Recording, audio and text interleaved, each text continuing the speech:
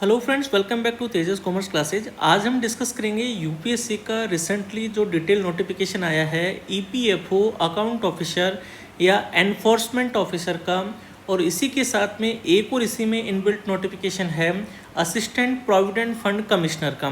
तो दोनों वैकेंसी जो है वो बहुत इंपॉर्टेंट है। अगर आप सीए है या सीएमए है या सीएस है तो आप इस वैकेंसी को फिल कर सकते हैं। इसमें स्पेशली ऐसा कुछ नहीं है कि सीए ही होना ज़रूरी है। अगर आप ग्रेजुएट हैं तो भी ये फॉर्म को फिल कर सकते हैं। तो आप पूरे नोटिफिकेशन को अपन डिटेल डिस्कस करेंगे, क्या क्या रिक्वायरमेंट है, पेपर में क्या आएगा, सिलेबस क्या है, इंटरव्यू कितने मार्क्स का होगा, क्या कट ऑफ इसकी जाती है, इन सब चीज़ों बातों को अपन डिस्कस करेंगे। ठीक है, तो आप इस नोटिफिकेशन को अपन गो थ्रू करते हैं एक बार। ठीक है, चलिए जी, सबसे पहले अपन डिस्कशन करेंगे अकाउंट ऑफिसर के नोटिफिकेशन, एओ के नोटिफिकेशन को। तो टोटल जो है वो 156 वैकेंसी है for the post of enforcement officer या अकाउंट ऑफिसर। एनफोर्समेंट ऑफिसर भी बोलते हैं और अकाउंट ऑफिसर भी बोलते हैं। डिपार्टमेंट का नाम क्या है? Employ provident fund organisation. देखो, यूपीएससी जो है वो तो एग्जाम करवाने वाली एजेंसी है, ठीक है, बट जबकि पेरेंट जो डिपार्टमेंट रहेगा वो कौन रहेगा? ईपीएफओ रहेगा। पोस्ट की अगर मैं ये अगर मिनिस्ट्री की बात करूँ तो ये ministry of labour and employment में आती है। ठीक है, पोस्ट की अगर मैं कैटेगरी वाइज बात करूँ 156 की, तो यूआर यानी अनरिजर्व यानी जनरल कैटेगरी में 78 है, ईडब्ल्यूएस में ओनली 1 सीट है, ओबीसी में 42 है, एससी में 23 है, एसटी में 12 सीट है, और पीडब्ल्यूबीडी कैटेगरी के लिए 9 सीट रिजर्व की गई है। ठीक है, तो ये जो है ये हमारा कास्ट वाइज या कैटेगरी वाइज जो है वो बाइफर्केशन हो गया। ठीक है, 156 का। अब बात करते हैं हमारे इसमें पे स्केल की। हमारा इसमें जो पे स्केल है वो लेवल 8 यानी लेवल 8 जो आपके रहती है स्केल वो रहेगा इसमें। ठीक है, 7 सीपीसी यानी जो अभी 7 सीपीसी का जो पे स्केल चल रहा है उसके अकॉर्डिंगली। ठीक है, अब इसकी एज की बात करें, एज क्राइटेरिया जो है वो यूआर और ईडब्ल्यूएस कैटेगरी के लिए मैक्सिमम एज 30 ईयर्स है, ओबीसी के लिए 33 है, एससी एसटी के लिए 35 ईयर्स है, एंड पीडब्ल्यूबीडी कैटेगरी के लिए 40 ईयर्स की एज है। एजुकेशनल क्वालिफिकेशन की बात करें तो किसी भी सब्जेक्ट में आपका जो है वो बैचलर डिग्री यानी ग्रेजुएशन आपका कंप्लीट होना चाहिए इस फॉर्म को फिल करने के लिए। अच्छा, ईपीएफओ और एओ जो है वो उसका ड्यूटी क्या रहेगी, काम क्या रहेगा? The work of enforcement, recovery, accounts, administration, cash, legal, pension and computer which include the statutory and administrative function like conducting inquiry, settlement of claim, general administration, maintenance of cash book, reconciliation of BRS and MIS return. ये इसके as a EO के रूप में duty रहेगी। Generally कुछ accounting mix है, कुछ administrative work mix है। ठीक है, तो अपन ये नहीं कह सकते कि कंप्लीटली जो है वो सब कुछ अकाउंट्स का ही वर्क रहेगा, नहीं, आपको कुछ एडमिनिस्ट्रेटिव वर्क भी रहेगा, क्योंकि आपके प्रोविडेंट फंड में जो सेटलमेंट्स, क्लेम वगैरह जो होते हैं उनका भी आपको देखना रहेगा। बेसिकली ये जो पोस्ट है वो ग्रुप बी कैटेगरी में नॉन मिनिस्ट्रियल कैटेगरी की पोस्ट है। जैसे अपन ने असिस्टेंट डायरेक्टर पोस्ट का देखा था, तो असिस्टेंट डायरेक्टर की जो पोस्ट थी वो ग्रुप ए सर्विस थी। ठीक है, जो कि हमारे जो सिविल सर्विस वगैरह का जो कैडर होता है, जो ग्रुप ए सर्विस वाला वो होता है, और ये जो कैटेगरी है ये ग्रुप बी सर्विस है। ठीक है, थोड़ा उससे लोअर पार्ट है असिस्टेंट डायरेक्टर का जो रिक्रूटमेंट था। हेडक्वार्टर जो है आपको पता है पीएफओ का वो न्यू दिल्ली में है। ठीक है, मिनिस्ट्री मैंने बताई दी, under the ministry of labour and employment में ये कवर होती है। अब इसके साथ ही सेम जो कॉमन बातें रहेगी वो कॉमन और रहेगी, लेकिन इसी के साथ में दूसरा नोटिफिकेशन और यूपीएससी ने इसमें दिया है, जिसमें टोटल 74 वैकेंसीज हैं। और किस पोस्ट पे है वो थोड़ा इससे बड़ी है, असिस्टेंट प्रोविडेंट फंड कमिश्नर की। ये बहुत अच्छी पोस्ट है। अगर आप वाकई में इसके लिए सीरियसली तैयारी कर रहे हो तो आप इस पर अच्छी मेहनत कीजिए। ये असिस्टेंट प्रोविडेंट फंड कमिश्नर उससे भी, एओ से भी कई गुना ज़्यादा बेटर वैकेंसी है। प्रमोशन अपॉर्चुनिटीज़ के मामले में देख लो, या सिलेक्शन क्राइटेरिया मामले में देख लो, या इंटरव्यू का लेवल देख लो, बहुत अच्छी वैकेंसी है।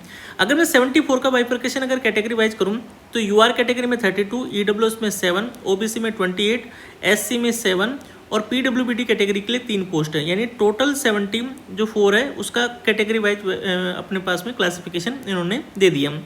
इसके बाद अगर मैं बात करूँ पे स्केल की, तो ये जो है वो ग्रुप ए सर्विस है, लेवल 10 की जॉब है ये। ठीक है, लेवल 10 की जो पे मैट्रिक्स है, जो हमारी 5700 जो वाली स्केल 57,000 वाली जो बेसिक लगती है वो इसमें रहेगी, जो असिस्टेंट डायरेक्टर में थी। मैक्सिमम एज जो है यहाँ पर यूआर कैटेगरी, ईडब्ल्यूएस कैटेगरी के लिए 35 है, ओबीसी कैटेगरी के लिए 38 है, और एससी कैटेगरी के लिए 40 है, ST कैटेगरी के लिए 35 है, PWBD कैटेगरी के लिए 45 ईयर्स की एज है। यानी मतलब अच्छा खासी आपकी एज है, और अगर आपको एक्सपीरियंस है तो आप आपने पहले कभी कोई प्रिपरेशन नहीं किया और आप चाहते हैं कि गवर्नमेंट में मैं एंट्री लूँ और मेरे पास में उम्र का एक जो बॉर्डर था वो क्रॉस हो चुका था, तो ये आपके लिए बहुत अच्छी वैकेंसी है। अगर आप इस एज में भी अगर आप प्रिपरेशन करना चाहते हैं तो आप डेफिनेटली इसमें जाइए, बहुत अच्छी वैकेंसी है ये। ठीक है, एजुकेशनल क्वालिफिकेशन वही आपको जो ग्रेजुएशन की डिग्री चाहिए। ठीक है, डिजायरेबल का मतलब होता है कि कंपलसरी नहीं है कि मतलब वो हो, अगर ये होता है तो उसको मतलब प्रेफरेंस दी जाएगी। डिप्लोमा इन कंपनी लॉ या लेबर लॉ या पब्लिक एडमिनिस्ट्रेशन, यानी CS कैटेगरी का बंदा जो है उसको ज़्यादा यहाँ पर प्रायोरिटी मिलेगी। कंपनी सेक्रेटरी में आपको पता है लॉ अपने ज़्यादा आते हैं। दिस पोस्ट इज परमानेंट और group a non ministerial cadre है, यानी ग्रुप ए सर्विस है। ग्रुप ए सर्विस अपने आप में बहुत अच्छी पोस्ट होती है। हेडक्वार्टर आपको पता है EPFO का न्यू दिल्ली, यानी EPFO ने 2 वैकेंसी निकाली है, एक निकाली है अकाउंट ऑफिसर की और दूसरी निकाली है असिस्टेंट प्रोविडेंट फंड कमिश्नर की। ठीक है, फॉर्म जो है वो 29 जुलाई से यानी आज से शुरू हो चुके हैं इसके, और 18 अगस्त तक आपके फॉर्म चलेंगे इसके अकाउंट ऑफिसर के। और आपको जो एलिजिबिलिटी या फॉर्म फिल करते टाइम पे जो भी अपना कट ऑफ डेट देखना है वो क्लोजिंग डेट को देखना है, यानी क्लोजिंग डेट पे आपके पास में डिग्री होनी चाहिए, क्लोजिंग डेट पे आपकी एज इतने से ज़्यादा नहीं होनी चाहिए। ठीक है, क्लोजिंग डेट को ही आपको कट ऑफ डेट मान के अपना जो है वो कंसिडरेशन देखना है कि मैं इस फॉर्म के लिए एलिजिबल हूँ या नहीं हूँ। इंटरव्यू जो होगा उसकी डेट आपको बाद में सेपरेटली बता दी जाएगी, पहले रिटर्न क्लियर करना होगा, उसके बाद में उसकी इंटरव्यू की डेट आएगी।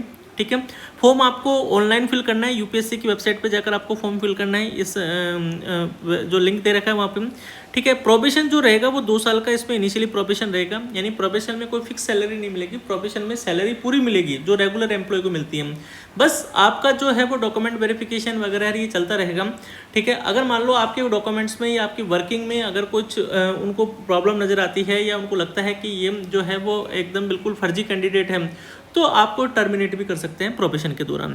ठीक है, अब पेपर स्कीम की बात करूँ तो यहाँ पर आपका रिटर्न टेस्ट होगा, CRT जिसको बोलते हैं कंबाइंड रिक्रूटमेंट टेस्ट। ठीक है, और इंटरव्यू 2 फेज है, एक तो रिटर्न एग्जाम है, उसके बाद में इंटरव्यू है। ठीक है, रिटर्न एग्जाम जो है उसका वेटेज जो है 75% और इंटरव्यू का वेटेज 25% है। UPSC जो ये एग्जाम लेती है उसका जो टाइम है 2 घंटे का टाइम है। ठीक है, इसमें टोटल 120 क्वेश्चन आएंगे। एक क्वेश्चन जो है आपका 2.5 मार्क्स का है, यानी 300 का टोटल पेपर है। ऑब्जेक्टिव टाइप आपके मल्टीपल चॉइस जो है वो क्वेश्चंस रहेंगे। पेपर जो है वो बाइलिंगुअल रहेगा, इंग्लिश और हिंदी दोनों में रहेगा। और जो नेगेटिव मार्किंग है वो ध्यान रखना है, आपको 1/3 नेगेटिव मार्किंग रहेगी। तो अकाउंट ऑफिसर का जो ये टोटल 176 पोस्ट पे जो रिक्रूटमेंट है, इसमें आपको ध्यान रखना है कि आप अगर मैंने ग्रुप में भी आज शेयर किया था कि लास्ट ईयर की जो कट ऑफ थी वो 138 थी आउट ऑफ 300, यानी आप लगा लीजिए कि 46% के लगभग जो है वो इसकी कट ऑफ रही थी। यानी बच्चे ज़्यादा जो है वो गलतियां करते हैं, उसकी वजह से नेगेटिव मार्किंग करके आपका स्कोर बहुत कम आता है। तो आपको मैं इसमें पूरा डाटा भी बताऊंगा कि UPSC ने डेटा अपनी वेबसाइट पे भी शेयर कर रखा है कि लास्ट जो 2024 में जो AO का एग्जाम हुआ था उसमें पोस्ट जो है वो 3 गुना थी, 470 के अप्रोक्स पोस्ट थी। सिलेबस की बात करूँ तो जनरल इंग्लिश से क्वेश्चंस आएंगे, लगभग 20 के आसपास क्वेश्चंस आएंगे। Indian culture, heritage and freedom movement, यानी ये हमारी इंडियन हिस्ट्री के क्वेश्चंस आएंगे, लगभग 20 के आसपास ये क्वेश्चन रहेंगे। Development and issues and present trends in Indian economy से रिलेटेड जो क्वेश्चन है वो आएंगे। इसके बाद में governance and constitution of India, ये सारे जो पार्ट है, फर्स्ट जो सेकंड, थर्ड और जो फोर्थ पार्ट है वो हमारा जनरल अवेयरनेस का पार्ट है। ठीक है, इसके बाद में general science and basic knowledge of computer application, general science और बेसिक कंप्यूटर के 10-10 क्वेश्चन रहेंगे इसमें। Elementary mathematics, statics and general mental ability, general mental ability जो है वो रीजनिंग होगी, वहाँ से 10 क्वेश्चन रहेंगे। स्टैटिक्स के 5 क्वेश्चन रहेंगे और मैथमेटिक्स के जो है वो 10 से 15 क्वेश्चन मैथमेटिक्स के रहेंगे। उसके बाद आता है industrial relation, labour law and social security in India, ये सबसे मेजर पार्ट है। यहाँ से काफ़ी अच्छे क्वेश्चंस पूछे जाएंगे, जो डिफरेंट जो लेबर लॉ है, सोशल सिक्योरिटी की जो स्कीम्स चल रही है गवर्नमेंट की वो आएंगे। इंडस्ट्रियल रिलेशंस में जो गवर्नमेंट की जो नए टेक्निक्स कुछ गवर्नमेंट ने जो इंडस्ट्रियल लॉ में जो लाए हैं स्कीम, उससे रिलेटेड रहेंगे। उसके बाद में हमारी कॉमर्स से क्वेश्चन आएंगे, principle of accountancy, auditing and insurance. इससे आप मान के चलिए लगभग 20 क्वेश्चंस जो है वो पूछे जाते हैं, 18 से 20 क्वेश्चंस आते हैं अकाउंटेंसी, ऑडिटिंग और इंश्योरेंस के।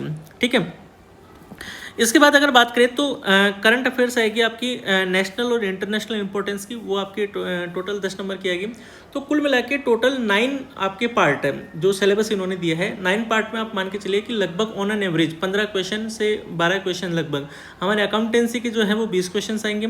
Industrial relation, labour law, social security के मैंने आपको बताया 20 क्वेश्चन, तो 20 और 15 मतलब 35 से 40 आप मान के चलिए मैक्सिमम 40 क्वेश्चन अकाउंटिंग हमारे मतलब जो कह सकते हैं अपन कॉमर्स से रिलेटेड कह सकते हैं, ठीक है। वेटेज की बात करूँ तो इन्होंने बता दिया कि 75% आपका रिटर्न का वेटेज है, 25% जो है वो इंटरव्यू का वेटेज रहेगा। जैसे हम यूपीएससी का भी जो रिसेंटली एग्जाम हुआ था अपने सीए वालों के लिए, असिस्टेंट डायरेक्टर का यूपीएससी का, उसमें भी सेम वही वेटेज था। इंटरव्यू के लिए इन्होंने कह दिया कि जनरल में जो जनरल और ईडब्ल्यूएस कैटेगरी के लिए 50 मार्क्स लाना जरूरी है कंपलसरी आउट ऑफ 100। ओबीसी के लिए 45 मार्क्स लाना जरूरी है। एससी एसटी कैंडिडेट को 40 मार्क्स लाना कंपलसरी है इंटरव्यू के लिए, ठीक है। ये सेंटर्स की लिस्ट दे रखी है जो टोटल 78 सिटीज़ में ये एग्ज़ाम होगा। और आई थिंक इसकी डेट भी है जो लगभग जो एग्ज़ाम है वो नवंबर में होगा, 20 नवंबर के आसपास की इसकी डेट भी इन्होंने रखी हुई है। तो वो भी यूपीएससी के कैलेंडर में पहले से ही फिक्स है इसकी डेट। अब बात करते हैं इसमें कि जो एप्लीकेशन फ़ीस है वो ओनली 25 रुपीज़ की फ़ीस है। यानी यूपीएससी हमेशा कोई भी फॉर्म फिल करवाती है तो मात्र 25 रुपये ही फॉर्म के लेती है। उसमें भी एससी एसटी पीडब्ल्यूबीडी और वीमेन जो कैंडिडेट हैं उनके लिए एग्जाम्प्ट है, यानी उनको कोई भी फीस पे करने की जरूरत नहीं है।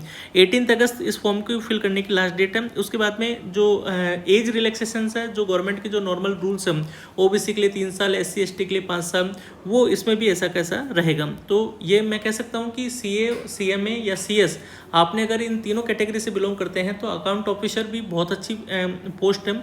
और पहले बात तो यूपीएससी करवा रहा है, ठीक है, थोड़ा पे उसका डाउन है, 8 पे लेवल की है, यानी असिस्टेंट डायरेक्टर वाली से स्केल नहीं है, ग्रुप बी की सर्विस है। लेकिन जो इसके बाद जो दूसरी वैकेंसी जो मैंने डिस्कस की है असिस्टेंट प्रोविडेंट फंड कमिश्नर की, वो वैकेंसी वाकई में बहुत अच्छी है, ग्रुप ए सर्विस है। उसमें जो टोटल 76 पोस्ट है उसके लिए आप ट्राई कर सकते हैं। उसमें भी सेम कॉमर्स और जो हमारी इंडस्ट्रियल रिलेशन लॉ जो आएगा वो लगभग 40 लगभग अराउंड जो क्वेश्चन है वो 120 में से आएंगे। तो उसकी कट ऑफ भी जो है वो कम जाती है क्योंकि बहुत कम बच्चे उसको ट्राई कर पाते हैं। और थोड़ा पेपर का लेवल भी एज कम्पेरेटिव जो अकाउंट ऑफिसर है वो थोड़ा इसका हार्ड रहता है। इसके बाद में मैं डिटेल इसका एक अलग से वीडियो लेके आऊँगा जिसमें बताऊँगा कि लास्ट ईयर में उसमें कितनी कट ऑफ गई थी, कितने कैंडिडेट्स अपीयर होती हैं, जो हाईएस्ट जो मार्क्स आए थे वो कितने आए थे, ठीक है। तो आप इसकी अच्छे से प्रिपरेशन करिए। अगर आप इसकी प्रिपरेशन करना चाहते हैं तो तेजस कॉमर्स क्लासेज के एप्लीकेशन पे ऑल इन वन ब्रह्मास्त्र का कोर्स देख सकते हैं। उसमें मैंने रीजनिंग, मैथ, इंग्लिश और कॉमर्स के तो अपने सारे कंटेंट है ही। उसके अलावा नॉन टेक्निकल के वीडियो लेक्चर्स भी आपको अवेलेबल हो जाएंगे, प्रीवियस पेपर भी आपको इसमें अवेलेबल होंगे, एमसीक्यू बैंक आपको प्रैक्टिस करने के लिए मिलेगा, उसके साथ ही टेस्ट सीरीज भी आपको मिलेगी, ठीक है। Thank you.